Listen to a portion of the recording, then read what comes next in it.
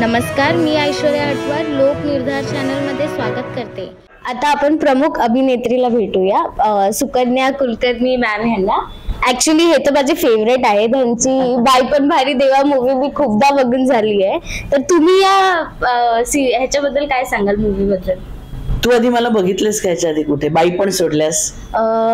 बघितला, मला नाव नाही आठवत, पण तुमचे खूप चित्रपट आहेत जे माझ्या मम्मीने कंटिन्यू लावले टीव्हीवर।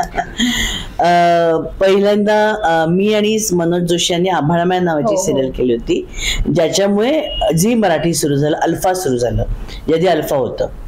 आणि त्याच्या तीच आम्ही दोघं जण, आमची दोघांची जोडी मनोज जोशी आणि मी, आम्ही पुन्हा 24 वर्षांनी जन्मऋणमध्ये काम करतोय। त्यामुळे काम करताना आम्हाला दोघांनाही कुठेही असं वाटलं नाही की आपण नवीन लोकांबरोबर काम करतोय किंवा काहीतरी वेगळं करतोय। आमची एकमेकांबरोबर खूप छान मैत्री असल्यामुळे ह्या सिनेमामध्ये काम करताना खूप सोपं गेलं। आणि कांचन अधिकारी सुद्धा खूप जुन्या असल्यामुळे आणि खूप आधीपासून ओळख असल्यामुळे आम्हाला काम करताना फार काही कठीण नाही गेलं। आणि तुषार माझी खरं तर पहिलीच भेट होती, पण तुषार खरंच माझ्या मुलासारखा आहे आणि खूप छान वाटलं त्याच्यावर काम करताना।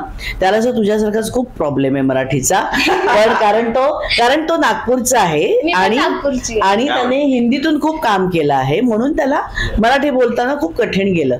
आणि हल्लीची तुमची पिढी, तर मला असं तुझ्याहून लहान असेल माझी मुलगी, पण ती याच्यामध्ये मोठी आहे, सॉरी, तर ती सुद्धा आता आम्ही घरामध्ये मराठी बोलतो आणि आमचा हा हट्ट आहे की मराठी मातृभाषा आपल्याला यायलाच आणि ती चांगलीच यायला हवी। त्याच्यामुळे आम्ही तिला मराठी पुस्तकं पण वाचायला द्यायचो आणि आमच्या घरात सतत येणं जाणं मराठी लोकांचंच आहे। आनंद इंगळे, जितेंद्र जोशी, पुष्कर हे सगळे मराठीमधले दिग्गज आहेत, त्यामुळे त्यांच्याबरोबर सतत राहून तिचं मराठी उत्तम आहे। पण तरी सुद्धा तुम्ही मराठी शिकण्याचा प्रयत्न करता हे जास्त चांगलं आहे, कारण तुषारने तिकडे खूप, म्हणजे त्याला कुठेही काही प्रॉब्लेम आला की तो मला किंवा मनोजला विचारायचा की हे मी कसं बोलू, हे मी काय करू। मुळात आपल्याला चांगलं काम करायचं आहे ही इच्छा असण्याचं खूप महत्वाचं आहे। तर त्याच्यावर काम करताना खूप मजा आली। आणि तुम्ही सगळेजण आले टेक्निकल सॅव्ही आहात ना सगळेजण, तर त्याच्याकडनं खूप गोष्टी मला शिकायला मिळाल्या।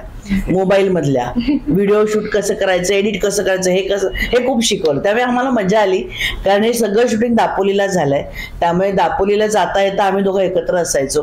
त्यामुळे त्या प्रवासात सुद्धा आम्ही खूप गप्पा, खूप मज्जा, उगीच काही कारणासाठी थांबून चहा प्या, जरा गरम गरम भजी खा, असले मी खूप प्रकार केले।